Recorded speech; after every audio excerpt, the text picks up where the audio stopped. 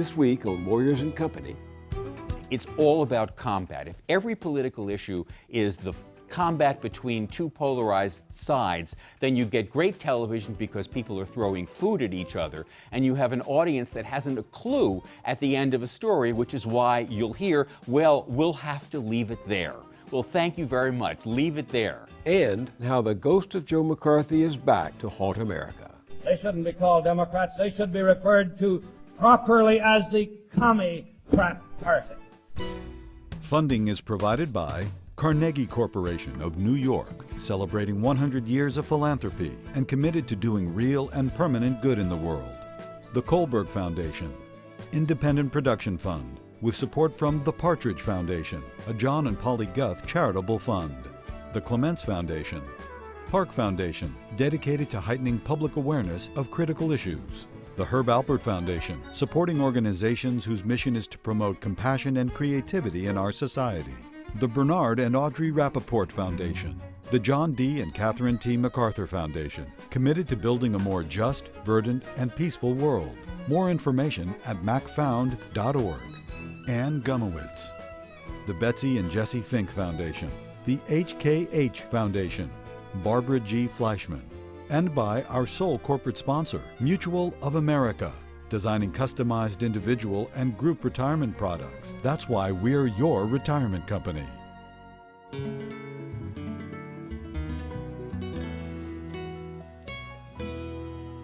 Welcome. How about this? Enterprising and intrepid journalism students at Kent State University in Ohio took up our challenge to go to nearby television stations, collect data on the political ads they run, and post that information on the internet. It's supposed to be public information in the first place. We had one simple question for management at each station. Should these records be put online? 3 stations refused to be interviewed. Take a look at the complete Kent State video on our website, billmoyers.com. We're counting on other journalism students around the country, and maybe you as well, to follow their example and share the results with us. Meanwhile, on with the show, because as you can see, sometimes the truth reveals itself in the darndest places. In an old movie, for example, one you saw some years ago, forgot, and then, by chance, happened on it again, to discover that times have changed, and movies too, but certain things never change. They just cost more. Here's what I mean. Remember Eddie Murphy 20 years ago in The Distinguished Gentleman? That's the term by which members of Congress address each other, no matter how disreputable their conduct. Murphy, a con man disguised as a waiter, is about to fleece the host of a swanky party when he overhears this conversation between a big-time energy executive and a veteran congressman who wants to retire. Sure. Yeah, well, look, Jeff, you can't retire. But if I retire this year, I get to keep $1.3 million that's left in my campaign fund. It's called the grandfather loophole. All right, Jeff, I got it. Come here. There's this small software company that's about to go through the roof. Now, what you do, you buy a few $1,000s worth of stock options. It's going to bring in $500,000 easy. That's just for openers. What? If you put it like that, I suppose I have a duty to continue my career in public service. Duty. Fate intervenes, the congressman dies of a heart attack, and Murphy gets himself elected in his place. At a Washington dinner for freshman members of Congress, he begins to learn the ropes from the lobbyist Terry Corrigan.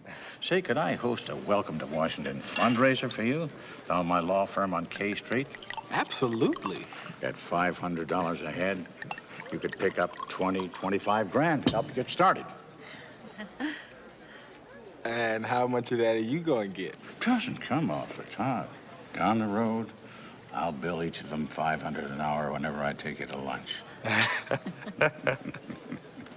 You know, Terry, you and I are going to be so close. Soon he's making a beeline for the honeypot. I'd like to do more money for you, but first I've got to get your positions on a few issues. Now, where are you on sugar price supports?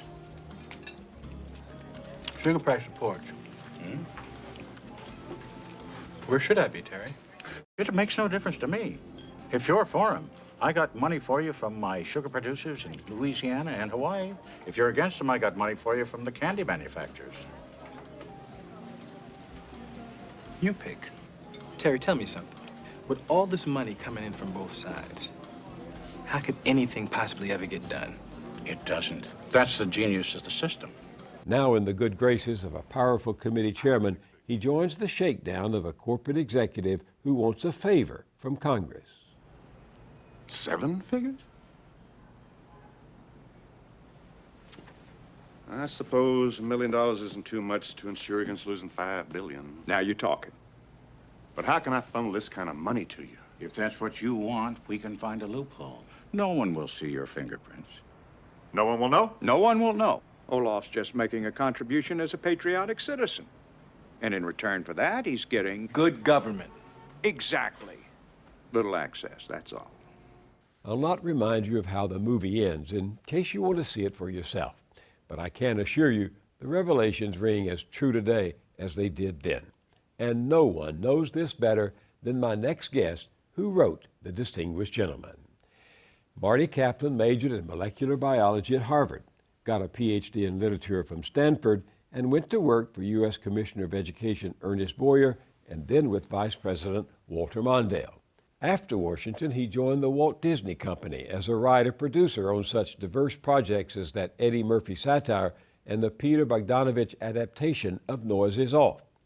After becoming a dean at the Annenberg School for Communication and Journalism at the University of Southern California, he founded and now heads the Norman Lear Center, which studies politics, entertainment, and commerce and their impact on us.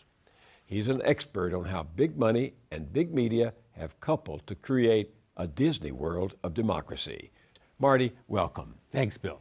You wrote The Distinguished Gentleman 20 years ago. Could you write it today? Oh, God, it still is the same. All you have to do is add a couple of zeros to the amount of money, and the same laws still apply. It is fabulous and miserable at the same time. Was Washington then, and is it now, the biggest con game going? It is the biggest con game going, and the stakes are enormous. And the effort to regulate them is hopeless because the very people who are in charge of regulating them are the same people who are wholly owned subsidiaries of the lobbies that run them. I have it on very good authority that a prominent Washington senator recently told a group of lobbyists in Washington, a room full of lobbyists, that they are the lifeblood of the city. And I thought, Kaplan has to do a vampire movie now, right? Exactly. The connection between the legislators and the lobbyists is so intimate that it's not even embarrassing for a senator to say that in front of a room. The culture is so hermetically sealed from the rest of the country that it doesn't occur to them that there is something deeply outrageous and offensive and corrosive of democracy to admit that the money side of politics and the elected side of politics belong to each other. You wrestle with this, you and your colleagues at the Norman Lear Center, and all the time on what this system is doing to us. So let me ask you, how did this happen in America? How did our political system become the problem instead of the answer? Part of it is the nexus of media, money, and special interest politics. The citizens have given the airwaves to the stations. We own the electromagnetic spectrum, and for free we give out licenses to television stations. Those stations in turn use that spectrum to get enormous amounts of money from special interests and from members of Congress in order to send these ads back to us to influence us. So we lose it in both ways. The other day, the president of CBS, Les Moonves, was reported by Bloomberg to have said, super PACs may be bad for America, but they're good for CBS. I mean, there it is. This is a windfall every election season, which seems not to even stop ever, for the broadcast industry. So not only are they raking it in, they're also creating a toxic environment for civic discourse. People don't hear about issues. They hear these negative charges which only turn them off more. The more negative stuff you hear, the less interested you are in going out to vote. And so they're being turned off, the stations are raking it in, and the people who are chortling all the way to Washington and the bank are the ones who get to keep their hands on the levers of power. So one of the big reasons that things are at the pass they are is that the founders never could have anticipated that a small group of people, a financial enterprise, and the technology could create this environment in which facts, truth, accountability, that stuff just isn't entertaining. So because it's not entertaining, because the stations think it's ratings poison, they don't cover it on the news. They don't cover the news.